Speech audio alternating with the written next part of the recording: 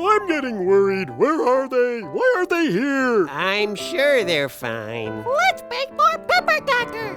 Why don't we answer more questions about Christmas? Oh, Christmas tree, thy leaves are so unchanging. Oh, Christmas tree, You know, I've always wondered, why do we cut down trees and drag them into our houses at Christmas time? How does that celebrate Jesus? Hey, that's a good one. It's a good thing I brought my flannel graph. The tradition of the Christmas tree comes from northern Germany, where for thousands of years, tribes decorated with tree branches, and before they knew about Jesus, even linked certain trees to make-believe gods. Wait, make-believe gods? Yep. One giant oak tree was called the Oak of Thor. If anyone cut it down, they believed the god Thor would strike them dead. Goodness gracious, then what happened? Well, a Christian named Boniface came to northern Germany to tell them about Jesus. They said, "We don't believe in Jesus, we believe in Thor. Look, here's his tree." Boniface had to find a way to show them Thor wasn't real, so guess what he did? I think I know. He picked up an axe and chopped down the tree. What happened? Nothing. So everyone realized Thor was fake and started believing in Jesus instead. That's amazing. But, where do Christmas trees come in? Well, according to the story, Boniface then pointed to a small fir tree that was growing right next to Thor's oak tree and said, "This will be your new symbol. You use this tree to build your homes. Let Christ be at the center of your households. Its leaves remain evergreen in the darkest days. Let Christ be your constant light. Its branches reach out to embrace, and its top points to heaven. Let Christ be your comfort and guide." So people started cutting down small fir trees and hanging them from the ceilings of their houses to remind them of Jesus. And that's where Christmas trees came from. Wow, I'm glad I don't have to drag a giant oak tree into my house to remind me of Thor. And I'm glad we don't hang Christmas trees from the ceiling anymore. They'd be hard to decorate. Aren't you glad that we don't anymore?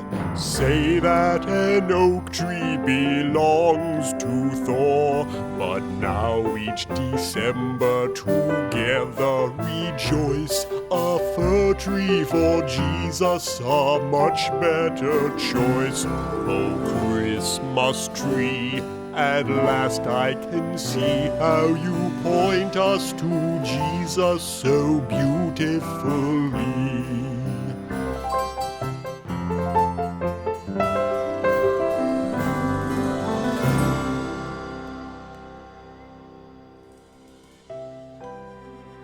Don't worry, Buck. Those boys can take care of themselves. Help! Help! Somebody save us! You know, I was going faster before you guys picked me up.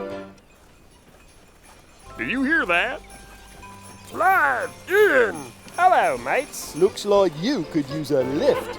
Much obliged, friend. Ahem. Can Chester come along? Was he invited to the party?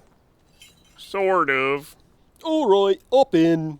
I've never been in a sleigh before. This is going to be fun.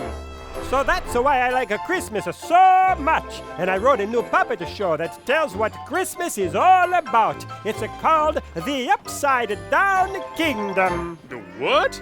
But Chester, Christmas is about the baby Jesus. Wait, I thought it was about Santa Claus and toys and all that. No, it's about baby Jesus. It's about Santa Claus. You know, sometimes it seems Christmas is all about Jesus, and sometimes it's all about Santa Claus. Which is it? What does Santa Claus have to do with Jesus' birthday? Oh, that is an excellent question. That's a great question. Ian, what's Santa's real name? His real name?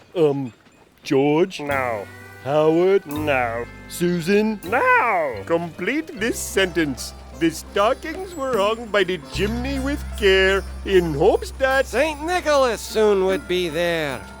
So, who's St. Nicholas? That's Santa Claus's real name. That's right. To learn more, we need to go to Europe in 300 AD, just as the Roman Empire was learning about Jesus. Come on, everyone, visualize! And no robots. Sorry. St. Nicholas was a leader in the church about 250 years after Jesus. His parents had left him with a lot of money, and to show Jesus' love, Nicholas spent his life giving it away to the poor.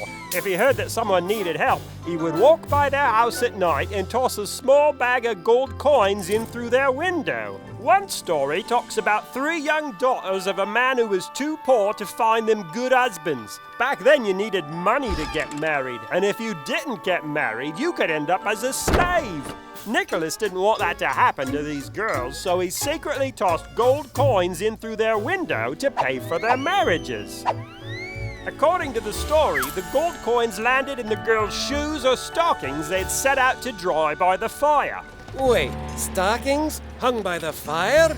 This is sounding familiar. Exactly. Have you ever gotten gold coins in your Christmas stocking? Indeed I have, with chocolate inside. That's because of St. Nicholas. Another version of that story says St. Nicholas dropped 3 gold balls in through the window. Have you ever gotten a shiny orange in your stocking? I did. We always got oranges in our stockings. Another symbol of St. Nicholas. But there's more. Do you know what a pawn shop is? I sure do. I was flat broke one time, so a pawn shop gave me some money in exchange for my guitar. When I could pay them back, they gave me my guitar back. That's right. Pawn shops help people by letting them trade things for money. What's that have to do with St. Nicholas? The symbol of pawn shops everywhere is 3 gold balls. The gold balls that Nicholas gave to help the 3 sisters. Oh my goodness, St. Nicholas is all over the place. So how'd he turn into Santa Claus? Well, the stories of kind St. Nicholas helping children spread throughout Europe.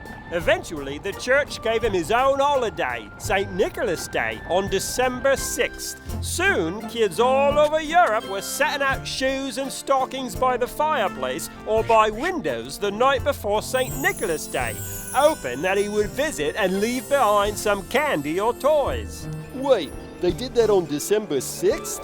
Right, St. Nicholas Day. Stories of St. Nicholas came to America with Dutch and German settlers. Only in Dutch, St. Nicholas was called Sinterklaas, and in German, he was called St. Niklaas. Sinterklaas? St. Nicholas? That's right, St. Nicholas. Say those names fast. Sinterklaas, St. Niklaas. Sinterklaas, St. Niklaas. Sinterklaas, St. Niklaas. Sinterklaas, St. Niklaas. Santa Claus! That's right. Over time, those names blended together and became Santa Claus. What do you know? Santa Claus really is St. Nicholas. You bet your bippy. I'm a fan of Santa Claus. He's my man, and why? Because underneath he's St. Nicholas, a guy who loved like Jesus. Nicholas was wealthy, sure. Used his wealth to help the poor. Gave and gave and gave some more. A guy who loved like Jesus. More like St. Nick we would be if we gave more generously. Then in us the world would see. Folks who love like Jesus.